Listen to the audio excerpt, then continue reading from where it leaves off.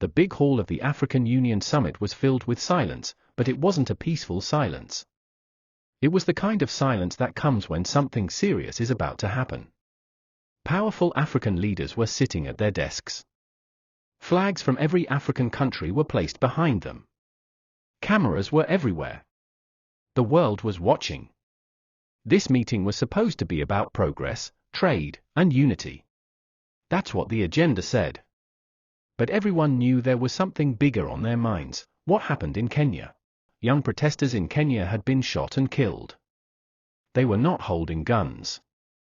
They were not causing violence. They were just young people asking for a better future. Many of them were students. Some were jobless youth. They came out to say, "We want change." But instead of getting answers, they were met with bullets. Many African leaders said nothing. Some were afraid. Others were silent because they didn't want to offend Kenya's president, William Ruto. But one man was not afraid to speak. That man was Captain Ibrahim Traoré, the leader of Burkina Faso.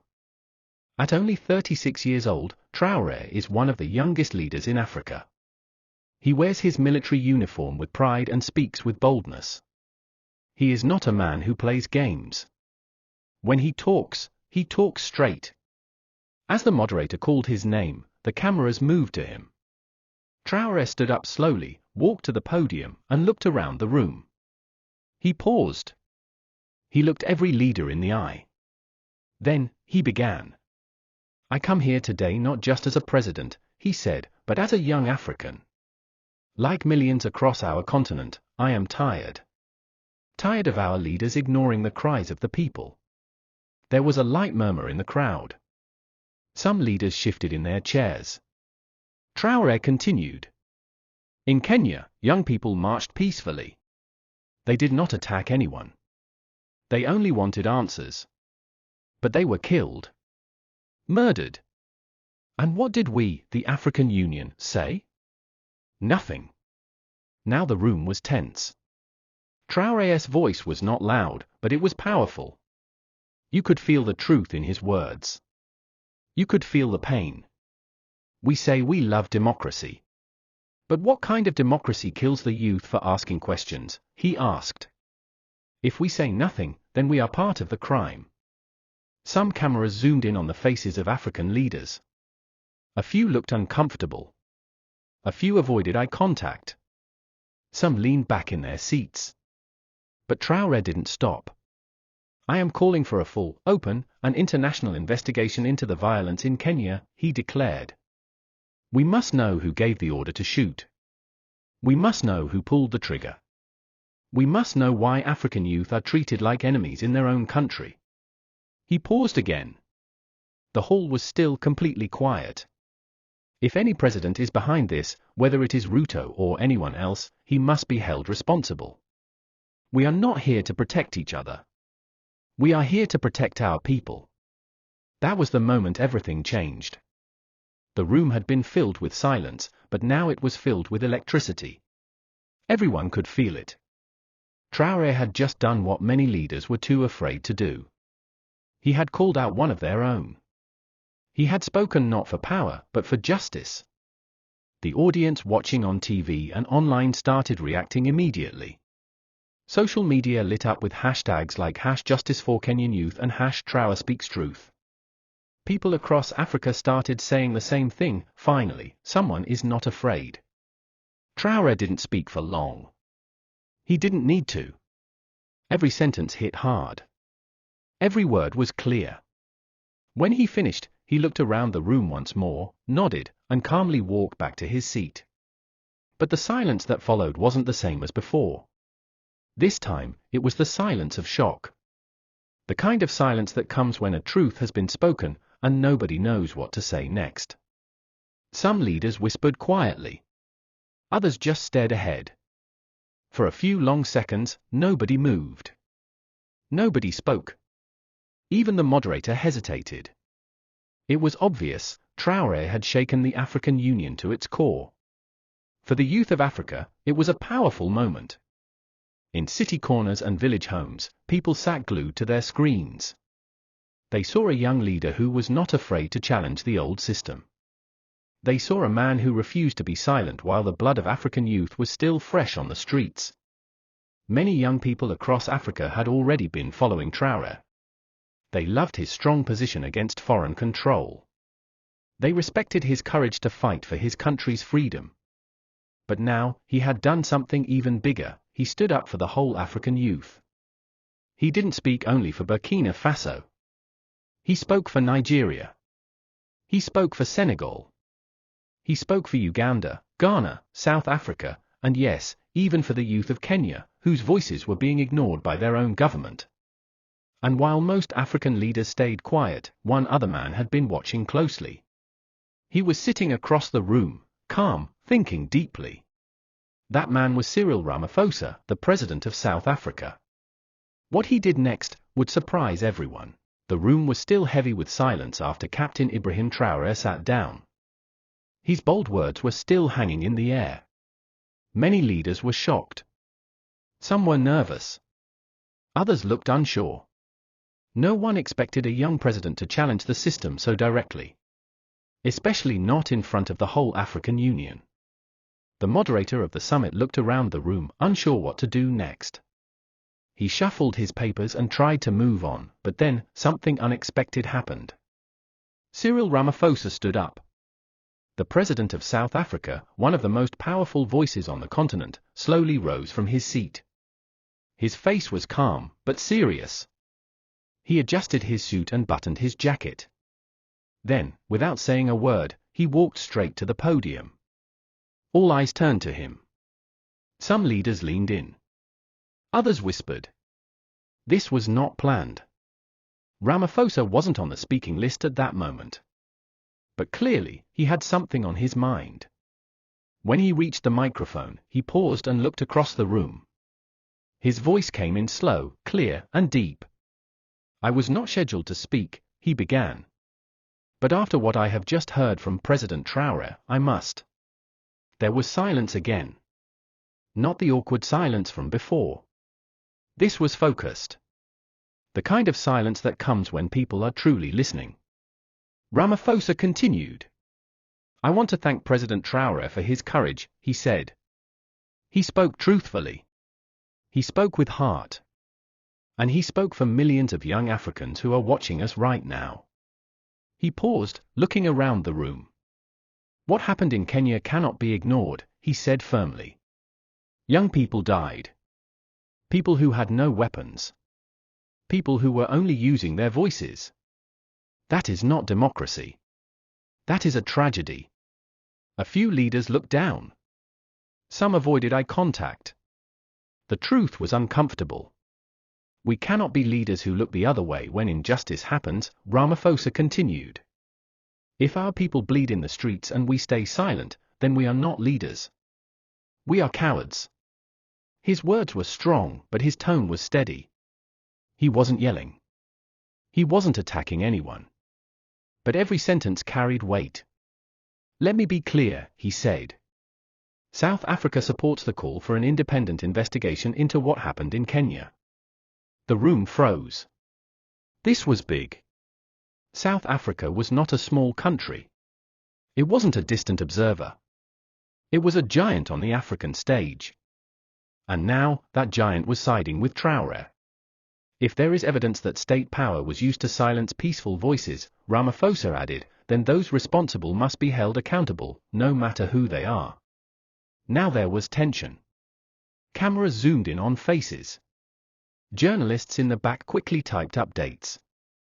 This was no longer just about Kenya. This was becoming a moment of truth for African leadership. Ramaphosa stepped back from the microphone slightly, then leaned in again. This is not about attacking a fellow president, he said. This is about defending the values we say we stand for. Democracy. Justice. Human rights. He turned slightly and looked toward the direction of the Kenyan delegation. President Ruto, if you believe your hands are clean, Ramaphosa said calmly, then you should welcome the investigation. The people deserve to know the truth. Gasps quietly spread across the room. It was a direct statement. But it wasn't an insult. It was a challenge, a peaceful but powerful challenge. Ramaphosa then turned back to the entire room. The African Union cannot continue to act as a club of silence, he said. We must be a voice for the people, not just for each other. His words struck hard. This was not the usual talk of leaders protecting each other. This was different. This was honest. Real. He began to close his speech. If we are afraid of the truth, he said, then we don't deserve the seats we sit on. And finally, with one last sentence, he made his message clear. The youth of Africa are watching. And I want them to know, we hear you. We see you. We will not be silent. With that, Ramaphosa stepped away from the podium and returned to his seat. The room was stunned. Some leaders clapped quietly. Others just sat in silence, unsure of what to say. But outside the hall, across the continent, the reaction was immediate. Social media exploded. Millions of young Africans began reposting Ramaphosa's words. Memes, quotes, videos, and hashtags started flooding the internet. #Traore and Ramaphosa, #Justice for Kenyan Youth, and #AU Reform Now were trending by the hour. In South Africa, young people celebrated their president's words. Even critics of Ramaphosa admitted he had done something powerful. In Kenya, the streets were quiet, but the internet was loud. Many young Kenyans felt seen for the first time. Some cried while watching the clip. Others began organizing again, this time with renewed hope. For many Africans, this moment was bigger than Kenya. It was about leadership. About justice. About the dream of a new Africa. And in that AU room, something had shifted. Because when Traore spoke, people were surprised. But when Ramaphosa stood up to support him, people realized this wasn't just one voice anymore. It was the beginning of something bigger. After President Cyril Ramaphosa returned to his seat, the room remained quiet for a long moment. It was not just silence anymore, it was tension, weight, realization. Something powerful had just happened, and no one quite knew how to move forward. Two speeches had changed the entire tone of the summit. First, Traore had spoken with raw truth and deep anger. Then, Ramaphosa followed with calm authority and firm clarity. Together, they had called for what many in that room had never dared to speak aloud, accountability for one of their own. It was a rare moment. African Union summits were often filled with long speeches, polite greetings, and formal language. Leaders usually avoided controversy. Most discussions were careful, cautious, and scripted. But now, all that had been broken. The atmosphere inside the African Union Hall had shifted. Some delegates looked visibly shaken. A few took off their headsets and whispered nervously among themselves. Others sat completely still, trying to hide the discomfort on their faces. At the high table, where the African Union Commission members sat, a quiet debate began. Some officials leaned toward each other, whispering under their breath. They didn't expect this situation. There was no pre-written response. The leadership was caught off guard. One senior official scribbled something quickly on a notepad. Another tapped on a tablet, likely checking for legal language that could be used in a statement. The chairperson of the African Union sat back slowly in his chair, deep in thought. He knew, what had just been said could not be ignored. Leaders from various regions started showing signs of discomfort. The West African bloc looked to their representative from Senegal, but he simply shook his head. The Central African group seemed frozen. In the East African corner, the Kenyan delegation sat stiff, faces locked in unreadable expressions. William Ruto himself had not yet responded. He sat forward, arms resting on the table, his eyes fixed straight ahead. His face gave away nothing. But his mind was clearly racing. He had just been directly mentioned, not once, but twice, by fellow presidents on live broadcast before the entire continent. And not with praise. With challenge. With suspicion. Across the hall, ministers and ambassadors began analyzing the moment. Was this the beginning of a new shift in African leadership? Was this going to change the culture of silence and protection that had defined AU politics for decades? Many felt it could. Because the message wasn't just about Kenya. It wasn't even just about the protests. It was something bigger. It was about responsibility.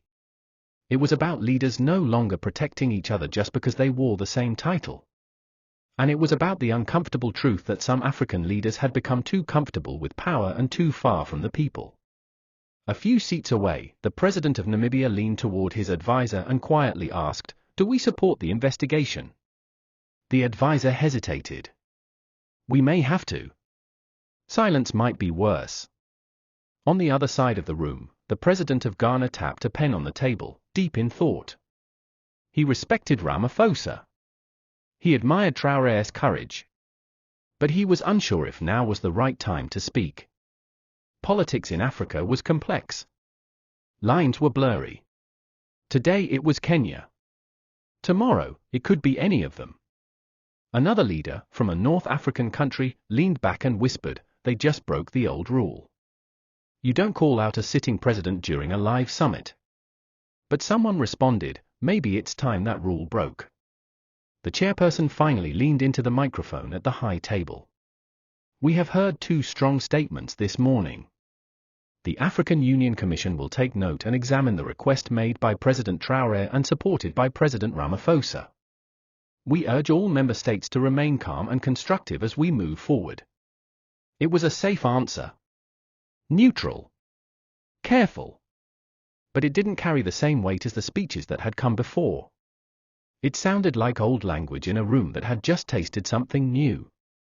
As the session moved on, speakers from smaller nations took the floor, but few spoke with the same boldness. The topic had shifted to agriculture, then climate, then trade. But the air in the room was still full of what had happened earlier. Everyone was thinking about it. Even the ones not speaking. During the next break, leaders moved into the private lounge. Usually, that room was filled with laughter, light talk, and refreshments. Today, it was different. Leaders gathered in clusters. Conversations were low and serious. Did you expect Ramaphosa to go that far? No, but it changes everything. If South Africa is pushing this, we can't just pretend it didn't happen. And Traore, how does a 36-year-old shake this whole place like that? A few leaders tried to defend William Ruto quietly. "We don't know the full facts," one said. "We shouldn't rush to judge." But others replied, "Then let's investigate and find the facts." That's what Traore and Ramaphosa asked for. The Kenyan team remained mostly isolated. Some officials tried to approach them, but the conversations were short. Awkward. Even those who wanted to show support were careful not to be too public. As the summit continued into the next day, the discussion returned once again to the issue. This time, it was not about speeches. It was about proposals. A motion was quietly being drafted to submit to the Commission, to consider forming a special AU fact-finding committee on state violence and protest rights. The wording didn't mention Kenya directly. But everyone knew where it came from. It was the ripple effect of two voices, Traore and Ramaphosa, who had stood up when no one else would. Some leaders still hoped the issue would fade away. They wanted things to return to normal. But others knew, normal was no longer enough. The African Union had just witnessed something rare. Something that did not come from diplomacy, but from courage. And as those leaders left the summit hall that evening, most of them were not thinking about trade or security or development. They were thinking about what they would say, if one day the people rose up in their country too. And they were thinking about how they would answer, if the next Ibrahim Traoré or Cyril Ramaphosa stood up and looked them in the eye. Because now they knew. The silence had been broken.